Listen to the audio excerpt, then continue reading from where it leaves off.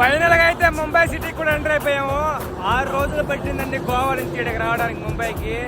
మామూలు విషయం కాదు. 580 కిలోమీటర్లు ఉంది గోవా నుంచి ముంబైకి. అయితే ఆ కొండల నుంచి తప్పించుకొచ్చాము. మామూలుగా చేయలేదు రైడ్ అయితే అక్కడ నేను. చాలా కష్టమైంది నాకైతే. ఫైనల్ గా ముంబై సిటీకి ఈరోజు అయితే ఎంటర్ అయిపోయాము. సేమ్ అదేలాగా మనం లాస్ట్ వీక్ గురువారం అక్కడ స్టార్ట్ అయ్యాము. ఈ గురువారం ఇక్కడికి ఎంటర్ అయిపోయాము అనమాట.